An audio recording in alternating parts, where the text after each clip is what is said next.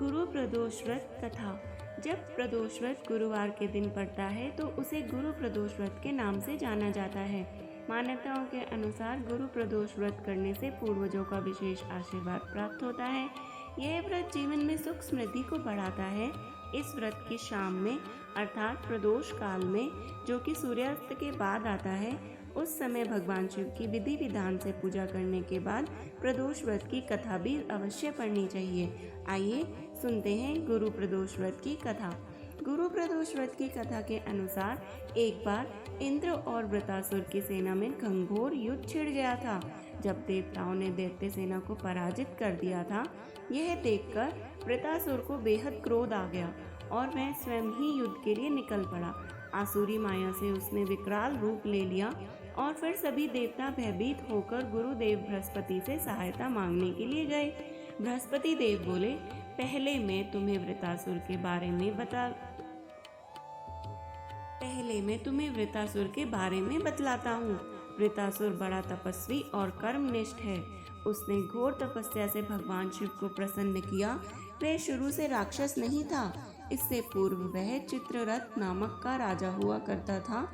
एक बार वह विमान से कैलाश पर्वत को चला गया, जहाँ वह शिव जी के वाम अंग में पार्वती माता को बैठे देख उपहास उड़ाते हुए बोला, हे प्रभु, मोह माया में फंसे होने की ही वजह से हम पुरुष स्त्रियों के वशीभूत रहते हैं, किंतु देवलोक में इससे पहले यह कभी दृष्टिगोचर नहीं हुआ कि स्त्री आलिंगनबद्ध होकर सभा में बैठी हो। चित्ररथ के ऐसे वचन सुनकर भगवान शिव शंकर हंसकर बोले, हे राजन, मेरा व्यवहारिक दृष्टिकोण अलग है।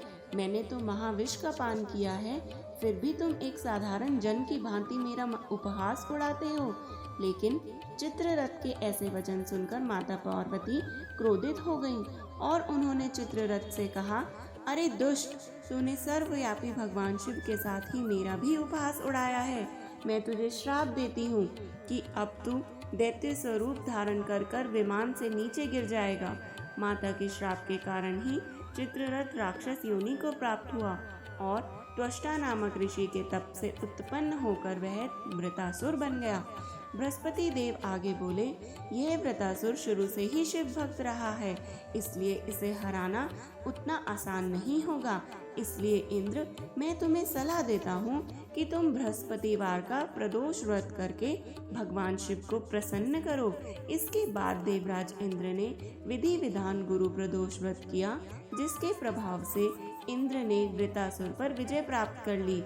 हे भोलेनाथ, जैसे राजा इंद्र ने विजय प्राप्त की, हम भी अपने शत्रुओं पर विजय प्राप्त कर लें। इसी मनोकामना की पूर्ति के हेतु हमने यह व्रत किया है। आप सभी को भी ऐसा ही प्राप्त हो। बोलिए हर हर महादेव।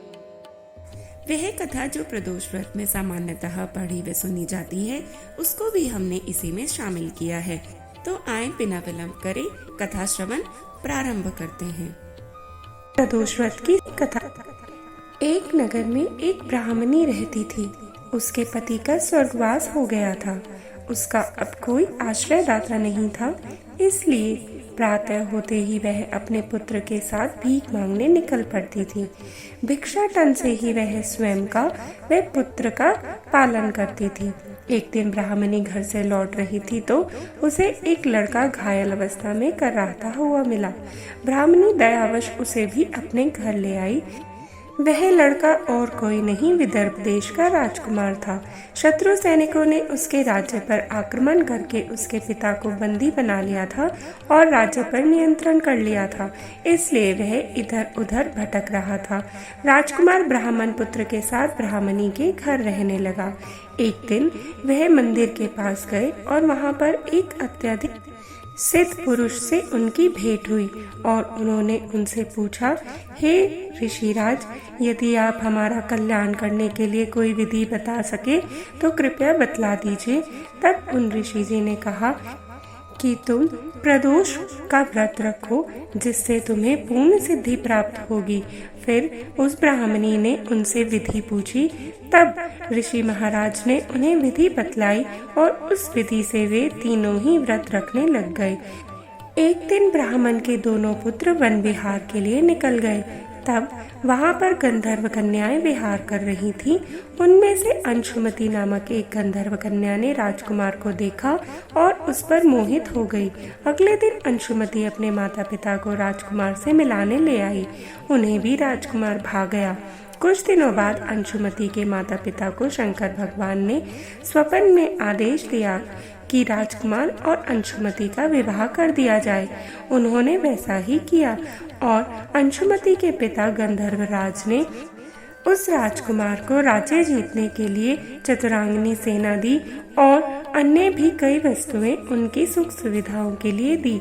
उस चतुरांगनी सेना की सहायता से राजकुमार ने अपने राज्य से शत्रुओं को खदेड़ दिया और अपने राज्य में आ गया। ब्राह्मणी प्रदोष व्रत करती थी।